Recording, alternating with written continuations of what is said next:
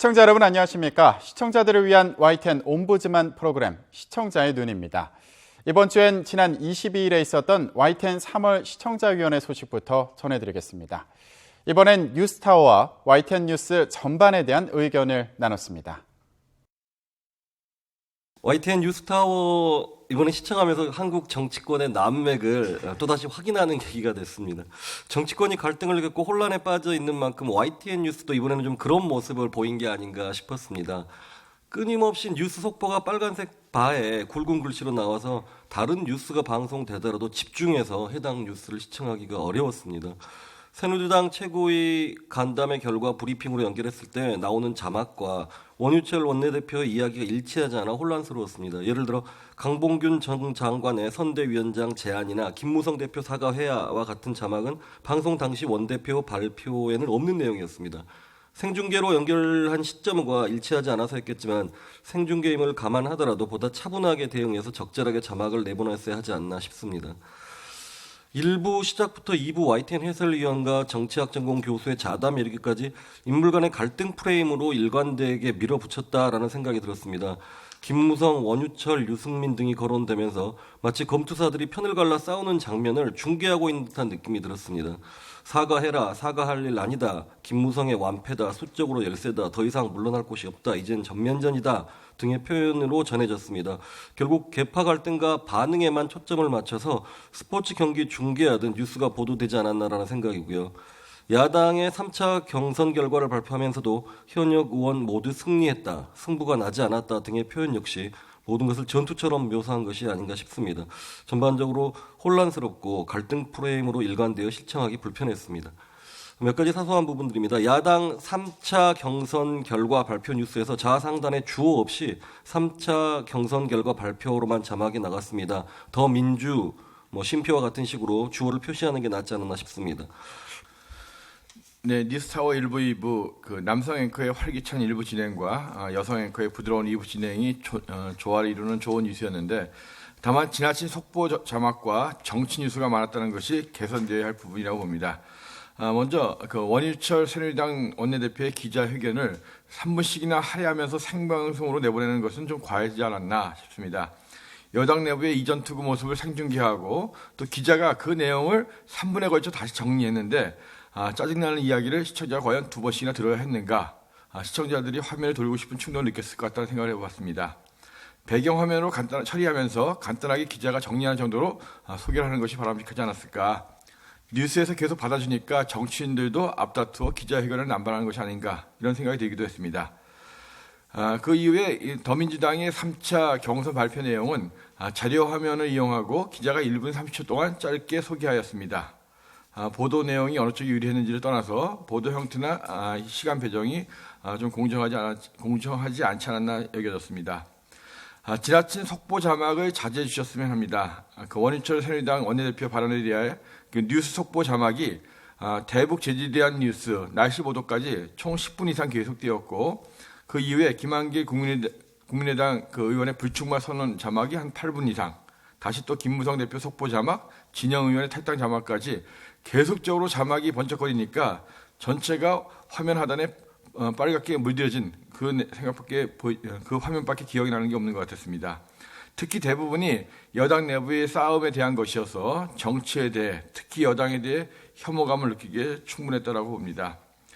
아파트 주차장 조명 교체로 인해 전기료가 절감했다는 뉴스에 있어서 입주자가 인터뷰를 했는데, 그때도 속보 자막으로 인해서 인터뷰하는 사람을 소개하는 자막이 가려져서 보이지 않았습니다. 2부에서도 뉴스 속보 자막은 계속되었는데, 패널들이 토론하는 동안에도 계속해서 자막을 내보냈어야 하는가, 정말 과했다 싶은 생각이 계속 들었습니다. 이번 뉴스타워 1부와 2부에서 중점을 두고 본 부분은 조사 사용에 관한 것입니다.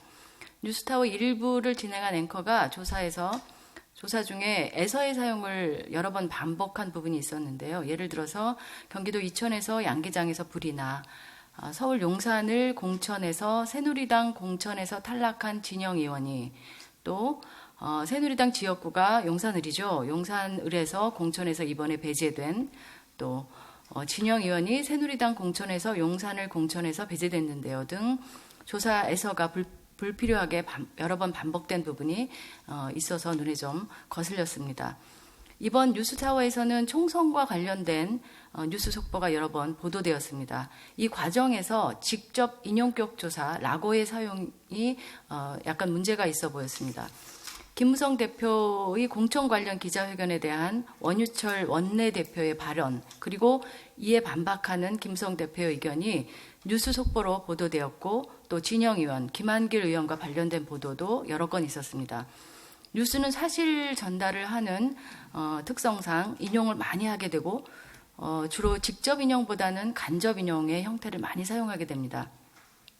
직접 인용은 남의 말이나 글을 자신의 말이나 글 속에 끌어 쓰는 것을 말하는데, 이때 사용되는 조사는 라고입니다. 이에 비해서 간접 인용은 말하는 이가 남의 말을 간접적으로 끌어다 쓰는 것으로 종결음이 다, 라, 자, 냐 다음에 인용격 조사 고가 붙어서 형성됩니다.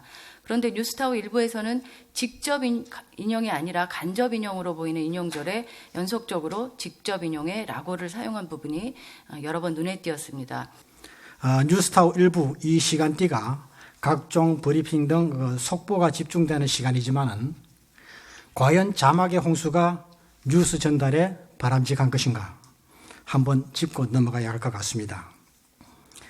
새누리당 원내대표 브리핑에서 김무성 대표 기자회견이 적절치 못했고 대표 개인 발언으로 혼란 초래했고 그래서 김무성이 사과해야 되고 이어 강봉균 전 장관을 선대위원장으로 영입을 제안했다 하는 이런 내용을 요약해서 무려 15분 동안 너댓 개 자막을 뉴스 속보로 넣었다 뺐다를 반복했습니다.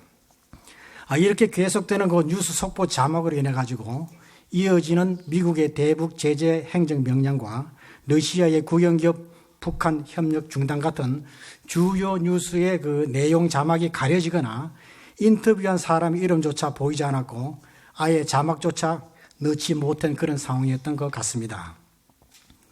같은 당 대표를 원내대표가 비난한 내용이 그렇게 중요한 건지 뉴스 속보 자막으로 다른 기사는 죽여도 되는 건지 다시 한번 생각해 봐야 할 것 같습니다. 만약 그래도 넣고 싶다면 다음 뉴스 전달에 방해가 안 되는 범위 안에서 적절히 처리했으면 하는 그런 생각을 해봤습니다. 다음 뉴스타워 2부의 카드로 보는 뉴스에서 코피노의 눈물은 상당히 쇼킹한 기사라고 봅니다. 베트남 전쟁이 끝난 다음 70년대 말부터 80년대에 걸쳐가지고 이른바 나이 따이한들이 한국 아빠를 찾아 나서가지고 당시 사회 문제가 된 바 있습니다. 나이 따이한들은 공산 월맹 정권이 들어선 후에 적군의 자식이라는 이유로 엄청난 차별과 탄압을 받은 그런 아이들입니다. 당시 그들의 수가 3만 명에 이르는 것으로 추정이 됐었는데 코피노 역시 3만 명 가까이 된다니까 정말 놀라운 일이고 앞으로도 계속 늘어날 것이 아닌가 생각을 하니 나이 따이한에 이어서 분명 심각한 사회 문제가 될 것으로 보여집니다. 이런 내용은 심층 취재로 돌려가지고 잘못된 성문화의 결과로 생긴 코피노의 실상을 알아보고 우리 정부의 입장과 외국 사례 등을 통해서 대안을 제시해보는 것도 좋을 것 같습니다. 선거 전국에도 불구하고 최근 가장 뜨거운 뉴스거리는 암만 해도 알파고와 이세돌의 5번기 바둑 대결이 아니었나 싶습니다. 이런 그 빅 이벤트 방송사라면 놓쳐서는 안 되는 그런 이슈입니다. 시청자들의 관심도 많고 해서 모든 그 방송사들이 정규 프로그램을 죽이고 몇 시간씩 생방송 중계를 했습니다. 물론 YTN도 생방송 중계를 진행했습니다. 이 프로그램을 보고 느낀 점 몇 가지를 말씀드리겠습니다. 타 방송사 중계에 비해서 편하게 볼 수 있었다라는 점은 높이 살 수 있지 않나 싶습니다. 특히 여성 캐스터의 그 자연스러운 진행이 돋보였습니다. 아주 그 엔터테이너 기질이 있는 그런 분을 어떻게 섭외를 했는지 아주 놀라울 정도였다라는 생각이 드는데요. 하지만 좀 더 입체적인 제작이 됐으면 좋겠다는 아쉬움을 갖고 시청했습니다. 이를테면은 현장 분위기를 취재기자를 수시로 연결해 듣는다든지 정상급 프로기사의 코멘트를 들어본다든지 이런 부분들이 좀 미흡했지 않는가 그런 생각입니다. 특히 그 5국에서는 타 방송사에서는 뭐 알파고가 유리하다라고 계속 나가는데 YTN만 암만 해도 이세돌이 이길 것 같다라는 그런 그 분위기를 한 30분 가까이 끌고 갔고 결론이 나올 때까지 집수가 정확하게 안 나왔습니다. 그런 내용이 있었고요. 기왕 중계를 기획했다면 좀 더 철저한 준비가 필요했다고 봅니다. 유승민 공천 사태 장기화 보도입니다. 자막에 유승민 화약고라는 표현이 있었습니다. 요즘 언론에서 공천 학살, 화약고, 친박, 비박, 정면 충돌 등 불필요하게 전투적인 용어를 많이 사용하고 있어서 우려됩니다. 그렇지 않아도 우리 사회에 갈등이 너무 많고 파벌이 심각한데 현실을 그대로 보도한다는 명목으로 파벌 싸움과 갈등을 오히려 확산하는 결과를 초래하는 것이 아닌지 고민이 필요하다고 생각합니다. 앞서서도 말씀이 있으셨습니다마는 원유철 새누리당 원내대표 기자회견 보도가 3분 이상 지속해서 나왔습니다. 발언 끝을 자른 부분도 매끄럽지 못했습니다. 기자회견이 끝나고 안윤학 기자가 또 원유철 원내대표의 발언을 다시 정리할 때도 한참 동안 원유철 원내대표의 얼굴이 화면에 나왔습니다. 이 정도의 보도 가치가 있는지 의문이 들었고 화면 구성에 성의가 필요하다는 생각을 했습니다. 이후 다른 보도가 이어지는 중에도 계속해서 원유철 원내대표의 발언과 제안이 수없이 반복되어 나와서 이번 뉴스에서 한 인물이 집중적으로 조명을 받은 이유를 이해할 수가 없었습니다. 더불어민주당 3차 경선 결과 발표 보도인데 한 여성이 누구인지는 소개되지 않았습니다. 국회 기자회견장에 걸어 들어가는 장면부터 발언하는 내내 그리고 걸어 나오는 장면까지 그대로 보여주어서 절대 시간은 새누리당에 대한 보도보다 훨씬 짧았지만 그래도 너무 지루했습니다. 화면을 좀 더 적절하게 구성했으면 좋겠습니다. 이탈리아 미술품 절도 뉴스와 관련해서 용감 무상 명작 훔친 이탈리아 도둑 체포라고 뉴스 자막에 표현하였는데 용감 무상이라는 명작이 있다는 것인지 이탈리아가 용감 무상하지 내용 전달이 잘 되지 않고 도둑에 대하여 반어법적으로 사용하였다 하더라도 도둑들이 용감 무상한 것으로 의미가 잘못 전달될 가능성이 다분했습니다. 이런 경우 간큰이라고 쉬운 표현을 사용하여 명작 훔친 간큰 이탈리아 명품 도둑 체포라고 하면 제목만 봐도 의미 전달이 잘 될 것으로 생각이 되었습니다. 다음 NHK에서 입수 보도한 시리아 무장단체에 억류된 일본 언론인 동영상을 인용 보도했는데 무장단체 억류 프리랜서 일본 언론인 야스다 준페이가 아내, 아버지, 어머니, 형제들을 끌어안고 이야기하고 싶지만 이제 그럴 수 없다라고 언급하는 부분에서 인터뷰 동영상을 끝냈습니다. 그리고 기자의 멘트도 끝내므로써 시청자 입장에서는 뉴스를 듣다가만 느낌을 줄 정도였으며 다소 생뚱맞은 기분이 들었습니다. 적어도 야스다 준페이가 언제 억류되었고 또 어떤 인물인지 간단한 언급 정도는 있어야 하지 않았냐 하는 의견입니다. 다음으로 뉴스 화면 구성과 관련 의견 제안입니다. 자막으로 뉴스 속보를 내보내면서 자막 가로막대 우측 상단에 브레이킹 뉴스라고 영어 알파벳 표기를 하고 있는데 좌측에 뉴스 속보라고 표시하고 있으면서 구태여 영어 표기를 한 번 더 할 필요가 있냐는 것입니다. 뉴스 속보와 관련해서 하단의 이 붉은색 주자막은 상당히 이게 시각적입니다. 굉장히 자극적으로 느껴지고요. 그런데 조금 이렇게 남발하는 것 같은 느낌이 좀 듭니다.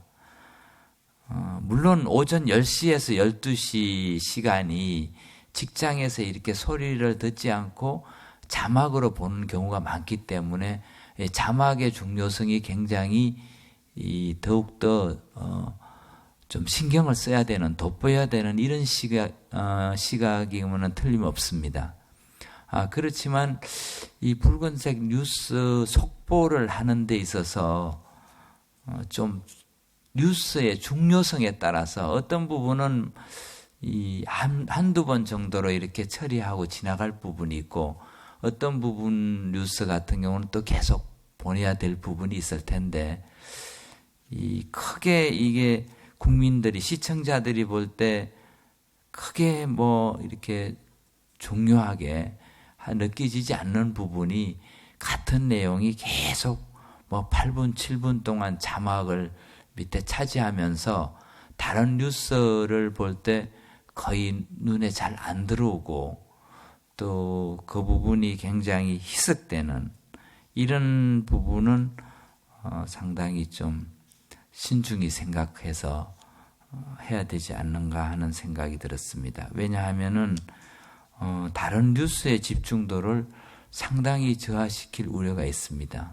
그래서 뉴스 속보 부분에 대해서는 그 중요도하고 그 다음에 한번 그 사항에 대해서 중간에 뭐 보도를 하면은 예를 들면 김한길 의원 20대 총선 불출마 선언 이 중간에 한 2분 30초 가량 이렇게 보도를 합니다. 이렇게 뉴스 속보 자막 나오다가 그러면은 그 이후에는 또 계속 같은 내용이 뉴스 속보로 자막 나오는데 그런 부분은 굳이 그렇게까지 안 하고 필요하다면 밑에 하단에 적은 자막 정도로 그 이유는 처리해도 될 사항이 아니었겠는가 하는 생각이 들었습니다.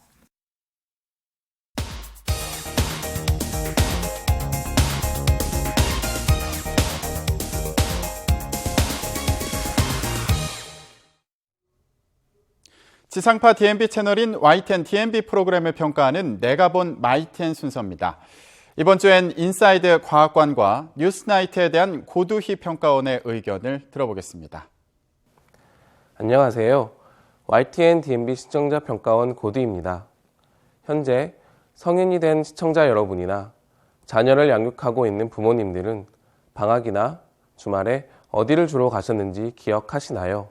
혹은 앞으로 갈 계획이 있으신가요? 돌아보면 방학 숙제의 목적으로 방문하거나 자녀의 기본적인 과학적 사고를 위해 집 근처의 과학관을 자주 갔었던 것 같습니다.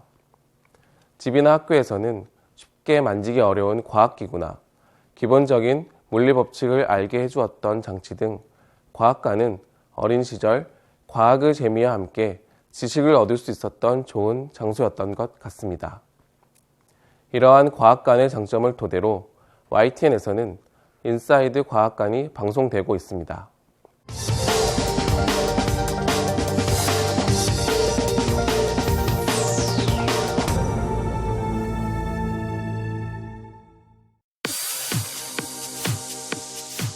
당신에게 거미는 어떤 존재입니까? 아주 치명적인 독을 가진 공포의 대상인가요?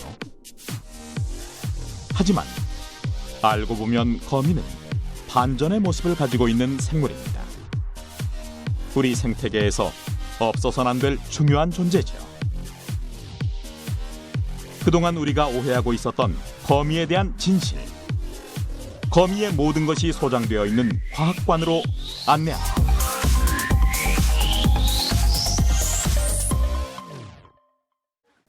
인사이드 과학관은 우리나라에서 운영되고 있는 130여 개의 과학관을 소재로 하여 기본적이고 상식적인 성격의 과학관뿐만 아니라 각 과학관에서 특별하게 다루어지고 있는 과학적 소재를 심층적으로 접근하고 있습니다. 이를 통해 시청자 여러분들이 잘못 알고 있는 편견이나 오해를 해결하고자 기획되었습니다. 지난 방송에는 일상생활에서 쉽게 볼 수 있는 절지동물이지만 여러 오해를 사는 거미를 주제로 우리가 몰랐던 거미 이야기 편이 방송되었습니다. 거미의 거미줄이 특별한 단백질로 구성되어 있으며 먹이가 부족할 때는 자신의 거미줄을 다시 먹어 생존한다는 내용이나 거미줄을 생산하는 원리와 기관의 모방을 통해 현재의 첨단 기술이 개발되고 있다는 사실은 일상생활에서 쉽게 볼 수 있는 거미가 가지고 있는 이로움을 효과적으로 전달하였습니다. 접시그물, 선방그물, 방사형 그물 등 거미줄에도 다양한 명칭이 있으며 거미의 종에 따라 활용하는 방법이 다르다는 점도 거미가 가지고 있는 특성을 보여주는 부분이었습니다. 그뿐만 아니라 거미가 사냥한 곤충이나 동물 등을 잡아먹는 것이 아니라 체액을 녹여 흡입한다는 내용, 또 우리나라에서 자생하고 있는 거미는 700종이지만 사람들에게 피해를 줄 수 있는 독거미는 없다는 내용은 독이 있다, 사람에게 피해를 준다 등과 같은 거미에 대한 편견을 해결해주는 좋은 내용이라 생각됩니다. 하지만 다소 자극적인 내용이라 생각되는 부분도 있었는데요. 거미에 대해 전반적인 정보를 다루었지만 우리나라에서 자생하고 있지 않은 큰 거미인 타란툴라와 관련된 내용이 상대적으로 많아 일상적으로 볼 수 있는 우리나라의 거미와는 거리가 조금 멀었던 것 같습니다. 그뿐만 아니라 2주 동안 굶긴 타란툴라에게 살아있는 쥐를 먹이로 주는 장면에서 쥐가 생명을 잃어가는 모습을 너무 자세하게 전달하였는데 이는 다소 과학적이고 자극적인 내용이 아니었나 생각됩니다. 인사이드 과학관은 전연령이 볼 수 있는 프로그램으로 방송을 신청하는 것은 성인뿐만 아니라 다소 어린 연령층도 있을 수 있다는 점을 주지해야 합니다. 자연에서 일어나고 있는 교육적인 내용의 객관적인 전달도 중요하지만 과도하게 선정적이거나 자극적인 내용을 전달하는 데에는 좀 더 사려 깊은 자세가 필요할 것으로 생각됩니다.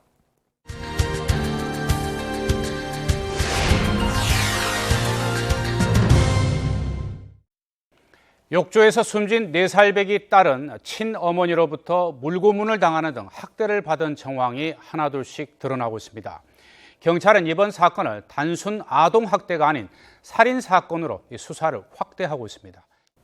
최근 부모나 친지에 의해 상해를 입거나 목숨까지 잃은 아이들의 사건, 사고 뉴스를 많이 접할 수 있습니다. 아직 채 성장하지도 못한 자녀를, 그것도 자녀를 양육해야 하는 책임이 있는 부모나 친지가 폭행하고 그대로 내버려 뒀다는 보도가 많아졌다는 사실은 매우 안타까운 부분입니다. 어떤 보도에서도 마찬가지겠지만 아동학대 사건 뉴스는 더욱 조심스럽게 다루어야 할 필요가 있습니다. 따라서 사건의 묘사나 단어 선택 등에서 신중해야겠는데요. 피해를 본 아동의 상해 부위나 정도 등의 묘사에서 성인인 피해자의 경우보다는 다소 순화된 표현을 쓰는 것도 생각해 보아야 하겠습니다. 이는 비단 YTN에서 방송되는 뉴스뿐만 아니라 다른 뉴스 프로그램에도 공통으로 적용될 수 있는 부분일 텐데요. 가해자의 인권을 보호한다는 명목으로 얼굴 등을 모자이크 처리를 하고 정작 보호해 주어야 할 피해자나 주변 인물을 그대로 내보내는 문제입니다. 죄의 유무를 떠나 인권을 보호하는 것은 누구에게나 적용되는 것이겠지만 성범죄자의 신상을 공개하는 것과 같이 제대로 정보를 전달하는 것 또한 우선되어야겠습니다. 이 밖에도 누구누구 사건과 같이 피해자 아동의 이름을 붙여 보도하는 경우가 많은데요. 이러한 사례는 피해자의 이름이나 정보를 중점적으로 부각해 잘못된 인상을 심어줄 우려가 있습니다. 피해자 입장에서는 이중고를 겪게 할 수도 있어 조심해야 할 것입니다. 이러한 보도는 프로그램 제작진들이 해당 이슈와 보도가 불러일으킬 사회적 영향이나 파장을 생각했을 때 무엇이 옳고 무엇이 그른지 고려해 보아야 하겠습니다. 시청자의 눈은 시청자 여러분의 참여를 기다리고 있습니다. YTN 홈페이지 시청자 의견 코너에 글을 남겨주시면 좀 더 정확하고 공정한 방송을 만드는 데 참고하겠습니다. 이번 주 순서는 여기서 마치겠습니다. 고맙습니다.